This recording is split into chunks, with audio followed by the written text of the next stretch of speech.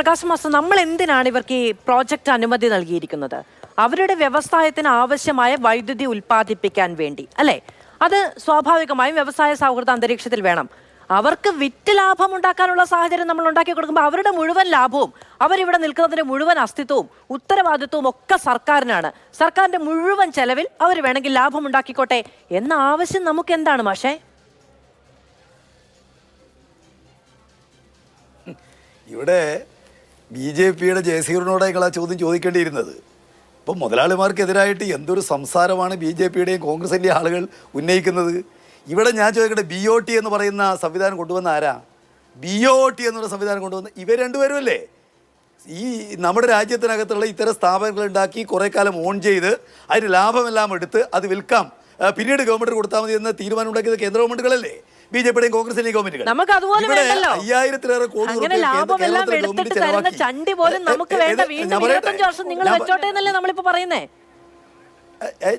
ഞാൻ പറയാം, ഞാൻ ആ ചോദ്യത്തിന് ഉത്തരം പറയാം. ഇവിടെ കേരളത്തിലെ ഗവൺമെന്റ് ഉൾപ്പെടെ കോടികൾ ചെലവാക്കിയിട്ട് ഇവിടെ വിഴിഞ്ഞം പദ്ധതി ഉണ്ടാക്കിയാൽ 20 കൊല്ലത്തേക്ക് ഒരൊറ്റ നയാ പൈസ കേരളത്തിന് കിട്ടില്ല എന്ന് എഗ്രിമെന്റ് ഉണ്ടാക്കിയ ആള് ഈ പറഞ്ഞ കോൺഗ്രസിന്റെ ദീപ്തിയുടെ പാർട്ടിയല്ലേ? എന്നിട്ട് അവര് മുതലാളിമാർക്കെതിര് അദാനിയുടെ കയ്യിൽ നിന്ന് കോടികൾ കൈക്കൂലി വാങ്ങിയ ആളല്ലേ ഈ ജയസൂര്യന്റെ പാർട്ടി? അവരെല്ലാം ഈ അഴിമതിക്കെതിര്. ഞാൻ ചോദിക്കട്ടെ, ഈ ക്യാപ്റ്റീവ് എനർജി ഉണ്ടാക്കാനുള്ള തീരുമാനം വരുന്നത് എന്തുകൊണ്ടാണ്? സംസ്ഥാനത്ത് വ്യവസായം വരുന്നതിന് വേണ്ടിയിട്ട് സ്റ്റേറ്റ് ഗവൺമെന്റുകൾ ചെയ്യേണ്ട കാര്യമാണ്. അവിടെ ഈ പറയുന്ന വ്യവസ്ഥ ഇപ്പോൾ കേരളത്തിലിപ്പോൾ ഇവർ പറയുന്ന കേട്ട് തോന്നുക ഇത് കിട്ടിക്കഴിഞ്ഞാൽ പിന്നെ കറണ്ടിൻ്റെ പൈസ കുറഞ്ഞു, കേരളത്തിലെ ജനങ്ങൾക്കെല്ലാം സൗജന്യമായിട്ട് വൈദ്യുതി കൊടുക്കാൻ കഴിയും. ഞാൻ പറഞ്ഞല്ലോ 30,000 ദശലക്ഷം വൈദ്യുതി ആവശ്യമുള്ള സ്ഥാനത്ത് ഈ പദ്ധതിയിൽ കിട്ടുന്നത് 30 ദശലക്ഷമാണ്. അല്ല, ആര് പറയുന്ന കേട്ട് തോന്നുന്നത് അങ്ങനെയാണ്, 30 ദശലക്ഷമാണ് എന്ന് പറഞ്ഞാൽ കേരളത്തിൽ ആകെ ആവശ്യമായിട്ടുള്ള വൈദ്യുതിയുടെ 0.09 അല്ല ഇതെല്ലാം കേൾക്കുന്നുണ്ടല്ലോ മാധു ആളുകള്. കേരളത്തിലെ മൊത്തം ആവശ്യതയുടെ 0.09% വേണ്ടി മാത്രം ഉൽപ്പാദിപ്പിക്കുന്ന ഒരു സ്ഥാപനം ഏറ്റെടുത്ത് കഴിഞ്ഞാൽ വൈദ്യുതിയുടെ ചാർജ് കുറയോ? വൈദ്യുതി പിന്നെ സൗജന്യമായിട്ട് വില കൊടുക്കാൻ വേണ്ടി കഴിയുമോ? പകരം ഉണ്ടാകാൻ വേണ്ടി പോകുന്നത് എന്താ? ഇവിടെ ഇപ്പോൾ കേരളത്തിലിപ്പോൾ ആകെ 2 ക്യാപ്റ്റീവ് പവർ പ്രോജക്റ്റേ ഉള്ളൂ. ഒരുപാട് പ്രോജക്റ്റ് ഒന്നുമില്ല. മറ്റവരാവശ്യപ്പെട്ടാലോ ഇവരാവശ്യപ്പെട്ടാലോ രണ്ടാമത്തെ ക്യാപ്റ്റീവ് പവർ പ്രോജക്റ്റ് ആര് അംഗീകരിച്ചാ? UDFന് ഈ രമേശ് ചെന്നിത്തലയുടെ ഗവൺമെന്റ് അല്ലേ? അപ്പോൾ അവർ പറഞ്ഞിരിക്കുന്നത് എന്താ? 30 കൊല്ലം കഴിഞ്ഞാൽ നീട്ടിക്കൊടുക്കാം. കരാർ തന്നെ പറഞ്ഞിട്ടില്ലേ? ആകെ 2 പദ്ധതിയുള്ളൂ, വേറെ പദ്ധതിയൊന്നുമില്ല. നിലവിലുള്ള 2 പദ്ധതിയിൽ ഒന്നിന് നീട്ടിക്കൊടുക്കാന്ന് പറഞ്ഞാൽ എന്താ പ്രശ്നം? നീട്ടിക്കൊടുക്കാൻ അതിൽ തന്നെ വ്യവസ്ഥയുണ്ട്. നീട്ടിക്കൊടുക്കാന്ന് പറഞ്ഞാൽ എന്താ പ്രശ്നം? നീട്ടിക്കൊടുക്കാന്നല്ലേ നിങ്ങൾ ഇപ്പൊ പറയുന്നത്? ഇപ്പൊ ചെയ്യുന്നത് അല്ല, അപ്പൊ നീട്ടിക്കൊടുക്കാന്ന് പറഞ്ഞാൽ എന്താ പ്രശ്നം? ഞാൻ ചോദിച്ചതാ, നിങ്ങൾ അത് തന്നെയല്ലേ ചെയ്യുന്നത്? നിങ്ങൾ BOT പദ്ധതിക്കെതിരാണ്, പക്ഷെ നിങ്ങൾ ചെയ്യുന്നത് അത് പിന്നെയും നീട്ടിക്കൊടുക്കാന്നുള്ളതാണ്. പിന്നെ പ്രാഥമികമായ മാഷെ ഞാൻ ചോദിച്ചെന്താണ് ഒരു പ്രോജക്ട് നടപ്പിലാക്കാൻ വേണ്ടി, ഒരു വ്യവസായം നടപ്പിലാക്കാൻ വേണ്ടി വൈദ്യുതി അവർക്ക് ലാഭത്തിൽ കിട്ടാൻ വേണ്ടി നമ്മൾ സഹായം ചെയ്തു കൊടുക്കുന്നു. ന്യായം. അതിന്റെ കൂടെ വൈദ്യുതി ഉൽപ്പാദിപ്പിക്കുന്നത് വിറ്റും കൂടി പൈസ ഉണ്ടാക്കിക്കോളൂ എന്ന നിലപാട്. ഇതാ നോക്കൂ, ഈ പറയുന്ന ഓപ്പൺ ആക്സസ് സംവിധാനം വന്നതിന്റെ കണ്ടാണ് ഈ സംവിധാനം, ഈ പറയുന്ന ഈ പ്രൈവറ്റ് കമ്പനി വീണ്ടും നമ്മളെ അപ്രോച്ച് ചെയ്തിരിക്കുന്നത്. അവർക്ക് ഇനി ഒരു 25 വർഷം, ഏതാണ്ട് 10-25 കോടി ഒരു വർഷം ലാഭം ഉണ്ടാകുന്ന തരത്തിൽ ഇനിയും മുന്നോട്ട് കൊണ്ടുപോകാൻ നമുക്ക് മനസ്സിലാവുന്നില്ല, അല്ലെങ്കിൽ മനസ്സിലാക്കുന്നില്ല, നമുക്ക് താല്പര്യമില്ല അതിന്. ആ ചോദ്യം രണ്ട് കാര്യമുണ്ട്. ഒന്ന് ആ ചോദ്യം ചോദിക്കേണ്ടത് BJPയോടാണ്. കാരണം നിയമം കൊണ്ടുവന്ന BJPയാണ്. രണ്ടാമത് ഞാൻ ഒരു കാര്യം കൂടി പറയാം. നേരത്തെ ഈ പറയുന്ന എഗ്രിമെന്റ് ഉണ്ടാക്കുന്ന കാലത്ത് മാധു ആകെ കാർബോറേറ്റർ പ്ലാന്റിന്റെ 35% ആവശ്യമായിട്ടുള്ള വൈദ്യുതി ഈ പ്ലാന്റിൽ നിന്ന് കിട്ടും. ഇപ്പോഴത്തെന്നറിയോ? നേരത്തെ അവരുടെ ആകെ ആസ്തി എന്ന് പറഞ്ഞാൽ 350 കോടിയാണ്, ഇപ്പോൾ 700 കോടിക്ക് മേലെയാണ്. ഇപ്പോൾ അവരുടെ ആവശ്യകതയുടെ 17% മാത്രമേ ഇന്ന് കിട്ടുന്നുള്ളൂ. ഇത് പൂർണ്ണമായിട്ട് ഉപയോഗിച്ചാലും അവർക്ക് 17% കിട്ടുള്ളൂ. അവിടെ അവർ വമ്പിച്ചലക്ക് ഇത് വിറ്റ് ലാഭം ഉണ്ടാക്കുന്നു പറഞ്ഞൊരു വസ്തുതയില്ല. പിന്നെ ഞങ്ങളുടെ താല്പര്യം എന്താണ്? ഞങ്ങളുടെ താല്പര്യം വ്യവസായവൽക്കരണം എന്ന് പറയുന്നത് ഈ പറഞ്ഞ രാഷ്ട്രീയ പാർട്ടികൾ ചെയ്യുന്നതല്ല, വ്യവസായികൾ ചെയ്യുന്നതാണ്. ഇന്ത്യയിലെ ഏറ്റവും പ്രധാനപ്പെട്ട വ്യവസായ സ്ഥാപനമാണ് ഈ പറയുന്ന കാർബോറേറ്റർ പ്ലാന്റ്.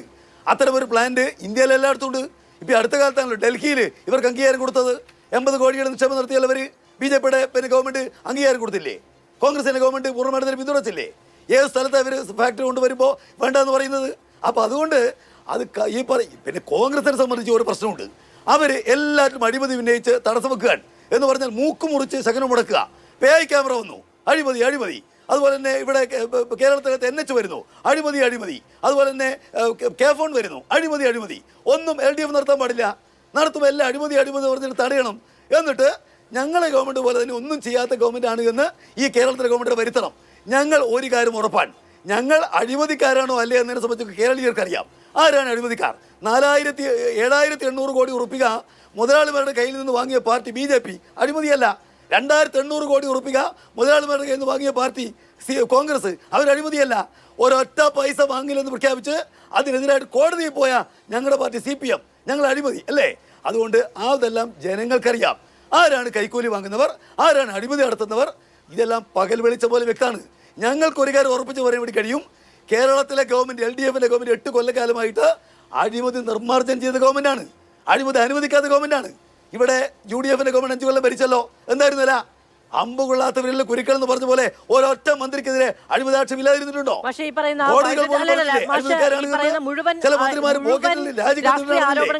കാട് കയറി പോവുകയാണ് എന്നുള്ളതാണ് അതിന്റെ യാഥാർത്ഥ്യം എന്ന് പറയുന്നത്. ഈ 17% എന്ന് പറയുന്നത് അവരുടെ ഉപയോഗത്തിന്റെ 17% എന്ന നിലയ്ക്കല്ല എന്നാണ് ഞാൻ മനസ്സിലാക്കുന്നത്. അത് ആ പവർ പ്രോജക്ടിന്റെ കപ്പാസിറ്റിയുടെ 17% ഉപയോഗിക്കുന്നത് എന്നുള്ളതാണ്. അത് ഈ പറയുന്ന സ്മോൾ ഹൈഡ്രോ പ്രോജക്ട്സിന്റെ എല്ലാത്തിന്റെയും PLF എന്ന് പറയുന്നത് 17% മുതലാണ്. മാധു ഒന്ന് മനസ്സിലാക്കുന്ന നല്ലതാണ്. അല്ല അത് മാധു ഒന്ന് മനസ്സിലാക്കുന്ന നല്ലതാണ്. അവരുടെ ആകെ ഇലക്ട്രിക്കൽ ഡിമാൻഡിന്റെ 35% ഈ പറയുന്ന 94-ൽ അവർക്ക് കിട്ടിയിരുന്നു. ഇന്ന് അവരുടെ ഇലക്ട്രിക്കൽ ഡിമാൻഡിന്റെ 17% മാത്രമേ അവർക്ക് ഈ പ്ലാന്റ്. ശരി, ഞാനൊരു വാദത്തിന് അംഗീകരിക്കാം. അങ്ങനെയാണ് എങ്കിൽ അവരെങ്ങനെയാണ് വൈദ്യുതി പുറത്ത് വിൽക്കുന്നത്? അവർ വൈദ്യുതി പിന്നെ എങ്ങനെയാണ് പുറത്ത് വിൽക്കുന്നത്? പുറത്ത് വിറ്റു എന്ന റിപ്പോർട്ട് സർക്കാരിന് മുന്നിലുണ്ടല്ലോ. അവർക്ക് ആവശ്യമുള്ളതിന്റെ അത്ര പോലും കിട്ടുന്നില്ല എങ്കിൽ പിന്നെ എങ്ങനെയാണ് അവർ പുറത്ത് വിൽക്കുന്നത്? നിങ്ങളിപ്പോ അല്ല, വൈദ്യുതി പുറത്ത് വിൽക്കുന്നു എന്ന് പറയുന്നത് വസ്തുതയല്ല. ഇപ്പൊ നേരത്തെ ഈ പറയുന്ന പിന്നെ KSEB അയച്ചിരിക്കുന്ന കത്തിനെ സംബന്ധിച്ചാണ് നിങ്ങൾ പറയുന്നത്. ആ കത്ത് മാത്രമല്ല, നിലവിലുള്ള കാര്യം ഒന്ന് ബഹുമാനപ്പെട്ട മന്ത്രി പറഞ്ഞിട്ടുണ്ടല്ലോ. അവരെന്തോ കേരളത്തിൽ വലിയ, ഞാൻ പറഞ്ഞല്ലോ, ഈ പ്രോജക്ട് വഴി കേരളത്തിലെ ഗവൺമെന്റിന്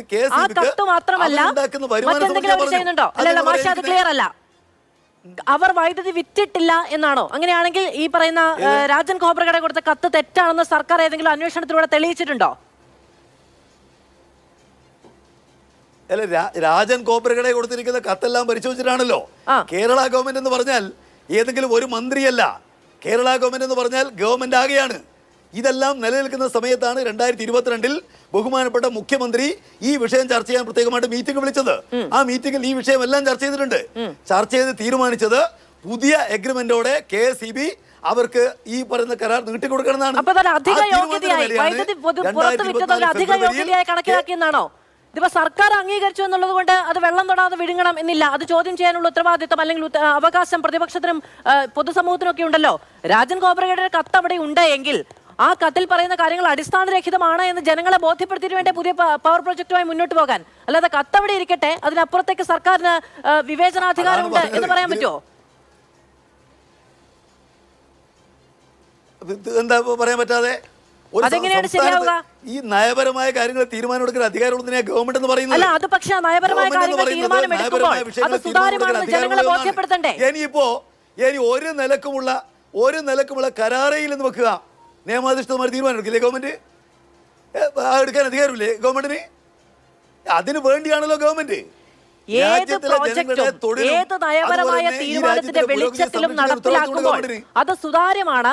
അതിൽ പൊതു താല്പര്യത്തിനപ്പുറത്ത് പ്രൈവറ്റ് താല്പര്യങ്ങൾ, വ്യക്തിപരമായ താല്പര്യങ്ങളോ മുതലാളിത്തത്തോട് ചേർന്ന് നിൽക്കുന്ന താല്പര്യങ്ങളോ അല്ലെങ്കിൽ മറ്റ് പൊതു താല്പര്യത്തിന് വിഘാതമായി നിൽക്കുന്ന കാര്യങ്ങളോ ഇല്ല എന്ന് ജനങ്ങളെ വിശ്വാസത്തിലെടുക്കേണ്ടേ, അവരെ ബോധിപ്പിക്കേണ്ടതെന്നേ ഞാൻ ചോദിച്ചുള്ളൂ. വേണ്ടെങ്കിൽ വേണ്ടെന്നേ, ആർക്കാ കുഴപ്പം? വെറുതെ അഴിമതി, നിങ്ങൾ വെറുതെ ഒരു ഗവൺമെന്റിനെതിരായിട്ട് അഴിമതി എന്ന് വെറുതെ പറഞ്ഞിട്ട് കാര്യമുണ്ടോ? അഴിമതി രഹിതമാണെന്ന് ജനങ്ങളെ ബോധ്യപ്പെടുത്തേണ്ടതെന്നേ ഞാൻ ചോദിച്ചുള്ളൂ. നിങ്ങളിപ്പോ എന്താ പറഞ്ഞുകൊണ്ടിരിക്കുന്നേ? നേരത്തെ അങ്ങനെയല്ല. നേരത്തെ ഇവിടെ കഴിഞ്ഞ കാലത്ത് എങ്ങനെയാ ഇവിടെ ഷാപ്പ് അനുവദിക്കാൻ ഇത്ര കോടി ഉറുപ്പിക കൊടുത്തു ഇന്നയാൾക്ക്, അതല്ലേ അഴിമതി? ഇത് വെറുതെ അഴിമതി അങ്ങനെ പറഞ്ഞിട്ട് എന്താ കാര്യം?